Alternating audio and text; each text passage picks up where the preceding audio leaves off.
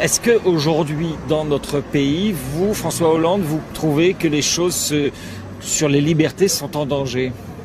Je crois qu'au nom d'une cause qui est juste, nécessaire, lutter contre le terrorisme, on est en train de faire des amalgames et des confusions.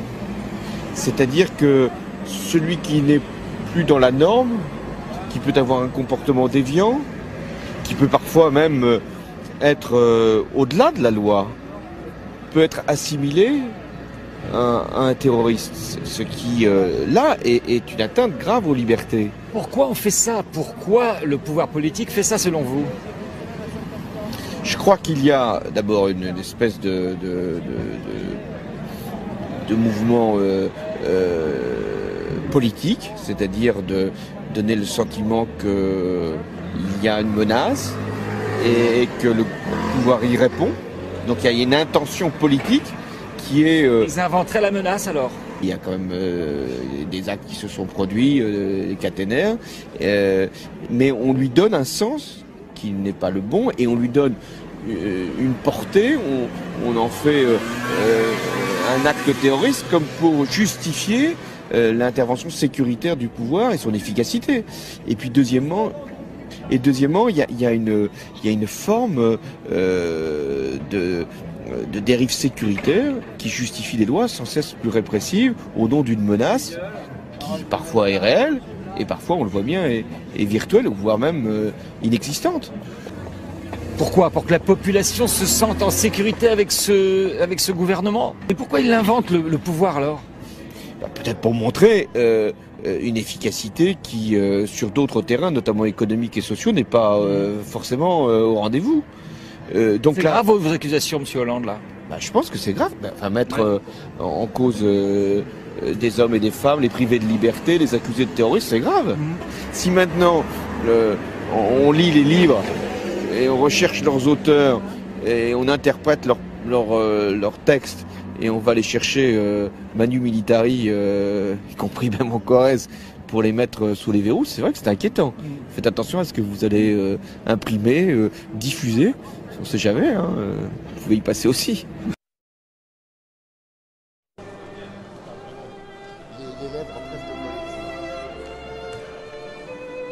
Bon, je vous remercie de vos réponses que cette assemblée a suivies avec beaucoup d'attention. Et en plus, vous avez su vous inscrire tout à fait dans les créneaux horaires qui vous avaient été indiqués. Donc, je vous en félicite grandement. Et je vous invite maintenant à donner, si vous le souhaitez, vos impressions sur cette soirée des grands échanges et de bien vouloir conclure vos interventions.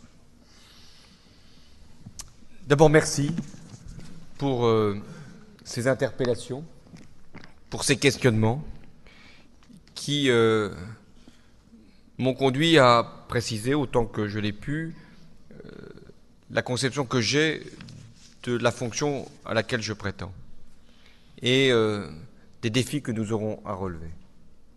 Si je veux donner une conclusion, c'est qu'une campagne présidentielle, ce n'est pas simplement une compétition entre personnes. Il y aura beaucoup de cela. L'un dira qu'il est président et qu'il a donc reçu la formation appropriée. Il sera dit de l'autre qu'il n'a même pas été ministre.